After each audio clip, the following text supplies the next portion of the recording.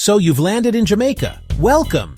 You've probably been shuttled from the airport in an air-conditioned bus straight to a sprawling palace with walls so high they could keep out a dragon, or at least your sense of adventure. This is Jamaica, the theme park edition. Here the sand is perfectly raked, the water is a predictable shade of turquoise, and the most Jamaican person you'll meet is the guy who says, "Yeah, man," every 30 seconds because it's in his job description. You thought you came to see a country, but what you really bought was a VIP ticket to a beautifully curated bubble, complete with unlimited daiquiris and a soundtrack of Bob Marley's greatest hits on a continuous, soul-numbing loop. Your itinerary is packed, I'm sure. You've got a 10 a.m. slot for power napping by the pool, deciding between the buffet, deciding between the grill. The highlight of your day? That's easy. It's the evening show where dancers in colorful, slightly too tight outfits perform a vague, pan-Caribbean dance medley that has very little to do with actual Jamaican culture. This isn't a vacation, it's a beautifully orchestrated performance designed to give you just enough island flavor to post on Instagram without any of the messy, unpredictable, and frankly, wonderful reality that exists just beyond the resort's perfectly manicured hedges. It's safe, it's clean, and it's about as Jamaican as a cheeseburger. You'll tell your friends you did Jamaica. You'll show them photos of your sunburn, the lobster you ate, which was probably imported by the way, and the generic Irie t-shirt you bought at the hotel gift shop for a price that could feed a small family for a week. Let's talk about the Great Wall of the resort. It's a magical barrier. On one side, everything is predictable. On the other, life happens. Dunn's River Falls. Mobbed, human chains, tacky falls. Quiet, locals cooling off. Cane River Falls. Same calm crowd. You climb those falls without a guide. You slip on a mossy rock and laugh. One is a transaction, the other is an experience. The real Jamaica isn't a package tour, it's a choose-your-own adventure. Now, you've probably heard of 7 Mile Beach in Negril. It's beautiful, no doubt. It's also a bustling highway of vendors, tourists, and jet skis. But just a short drive away, you'll find places like Treasure Beach on the south coast, Frenchman's Bay, Billy's Bay. The vibe is so laid back it's practically horizontal. The soundtrack isn't a DJ playing top 40 hits, it's the gentle lapping of waves and the distant chug of a fisherman's boat engine. The contrast is stark. In Montego Bay's hip strip, you'll pay $10 for a red stripe that costs a fraction at a corner shop. Corner shop, cheap red stripe. So the first step to finding the real Jamaica is simple. Be brave. Walk out the front gate. If Jamaica has a best-kept secret, it's the parish of Portland and its capital, Port Antonio. This isn't the Jamaica of high-rise hotels or bustling crowds. This is the Jamaica the tourist boom seems to have overlooked. Back in the day, this was Hollywood's playground. Errol Flynn shipwrecked here, and stayed. Old-world glamour is still there, but faded beneath a lush green patina. Crumbling Georgian buildings dot the town, far from the concrete blocks of the North Coast. People come for the quiet and the overwhelming greenness. Mountains spill straight into the sea. This is home to the Blue Lagoon, a deep pool that changes from turquoise to sapphire with the light. The movie made it famous, but it's kept its mystery. Bamboo raft trips here feel authentic, not commercial. The captain tells stories, not scripts. And the beaches? Oh, the beaches in Portland are something else entirely. Every tourist brochure features a picture of a lazy river, usually one that circles a resort pool, where you can float in an inner tube with a cocktail in hand. That's nice. It's also about as natural as a plastic palm tree. In Jamaica, our lazy rivers were carved by nature, not by a construction company. They are the lifeblood of the island, winding down from the Blue Mountains, creating cool, shaded oases that have been our swimming holes for generations. The water is crisp, clean, and so refreshing it feels like it washes away not just the heat, but the stress of modern life. It's a baptism in pure, unadulterated nature. Forget the crowded rafting experience on the Martha Brae where rafts are launched one after another like a conveyor belt. I want to take you to the Rio Grande, the original home of bamboo rafting. The journey is longer, the scenery is more majestic, and the experience is infinitely more peaceful. Your raft captain, a skilled artisan who likely built the raft himself, pulls you down the river pointing out hummingbirds and giant bamboo groves. Halfway down, you can stop at a riverside shack run by a woman named Belinda, who cooks the most incredible food. Curry Goat River crayfish rice and peas all over a wood fire. This isn't a tourist meal, this is lunch. Let's be honest, the food at your all-inclusive resort is fine. It's designed to be inoffensive, to cater to 1,000 different palates. You'll get your jerk chicken, often baked in an oven, then slathered with a sauce that tastes vaguely of cinnamon and disappointment. You'll see ackee and saltfish on the breakfast buffet, sitting in a chafing dish, looking a little sad and lonely. It's food as fuel, a checklist item. Tried Jamaican food? Check. But my friend, you haven't even come close. To taste real Jamaican food, you have to go to the source.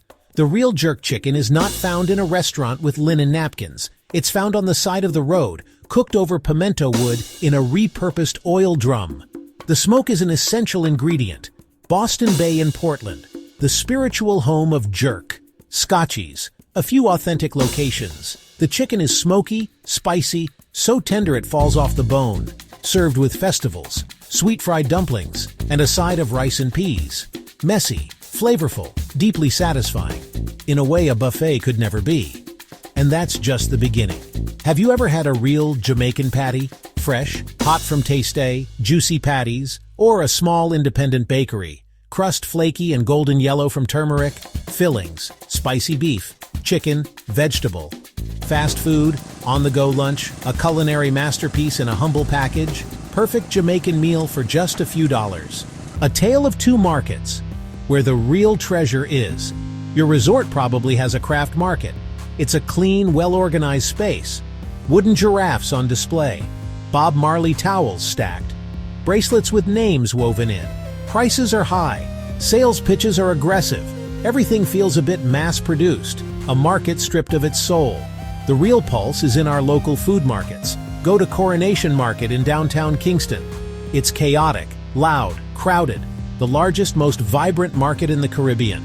Farmers from across the island arrive with produce. Mountains of yams, piles of green bananas, stalls of exotic tropical fruits, the rhythmic chop of a butcher's cleaver, vendors shouting prices, the chatter of 1,000 conversations. This isn't for tourists. This is the city's engine room.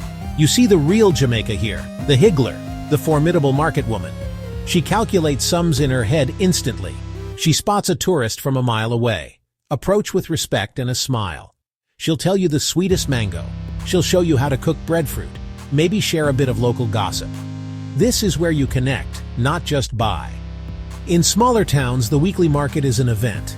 Linstead, vibrant local market. Brownstown, community hub. Souvenirs here are different. Bags of fresh spices, a bottle of homemade hot sauce, a hand-woven basket. Real treasures that carry a story home with you. Section 7. Debunking the myths. We're more than just Yaman. The American perception of Jamaica. It's a beautiful, hilarious cocktail of half-truths and movie cliches. Let's clear a few things up. First, not everyone here is a Rasta with dreadlocks who spends their day philosophizing on a beach. Rastafari is a real and important spiritual movement, but it's a minority of the population. Most Jamaicans are Christians who go to church on Sunday, work regular jobs, and worry about their kids' school fees, just like people everywhere. We are a country of doctors, lawyers, teachers, tech entrepreneurs, not just reggae singers. Myth number 2.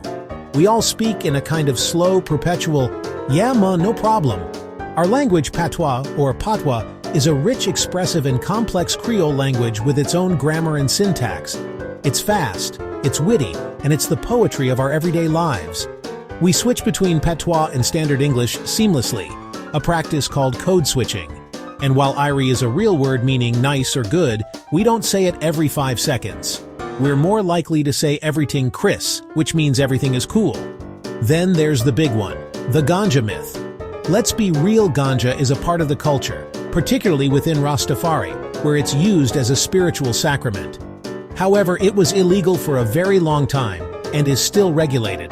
The idea that everyone is constantly high is just not true. Finally, the misconception that Jamaica is just one big beach.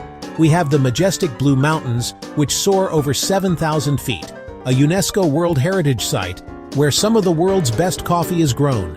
We have limestone landscapes, hundreds of caves, and lush tropical rainforests in the east. To think of Jamaica as just a beach is to look at a masterpiece and only see the frame. Section 8. How to be a traveler, not a tourist. A crash course. So, you want to break free? You want the real deal? Excellent. Here are a few tips to transform you from a passive tourist into an active traveler. First, rent a car. Sounds terrifying, I know. We drive on the left. The roads can be a bit rustic. Our drivers have a certain creative flair. A car is freedom. It's the key that unlocks the whole island. It allows you to stop on a whim at that roadside fruit stand. Just get the insurance. Seriously, get all the insurance. Second, learn a few words of patois. You don't need to become fluent, but a little effort goes a long way. Wagwan, mi de ya, respect. It shows you're not just another tourist, it opens doors. Third, eat where the locals eat. If you see a line of Jamaicans outside a cook shop, get in that line. It doesn't matter if you don't know what they're serving. Point at what the person in front of you is getting and say, "Meal tek one dat."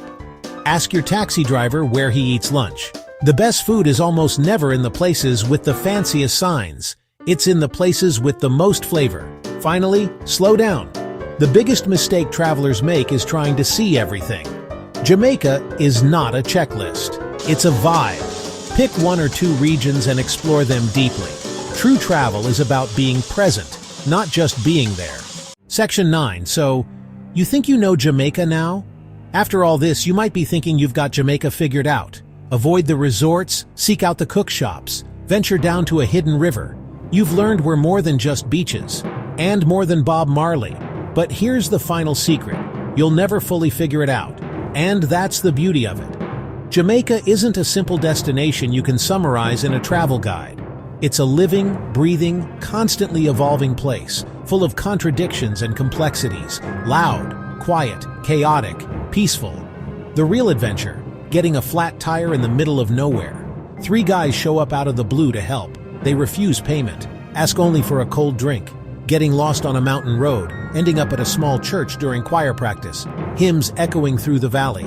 Unexpected moments of human connection you can't plan for. So by all means come to Jamaica. Lie on a beach if you want to.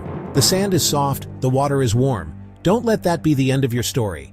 Let it be the beginning. Use the resort as a base camp. Recharge, then venture out into the wild. Wonderful, sometimes weird.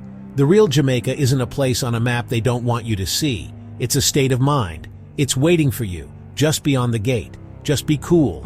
Respect the culture. Everything will be Irie, or everything Chris.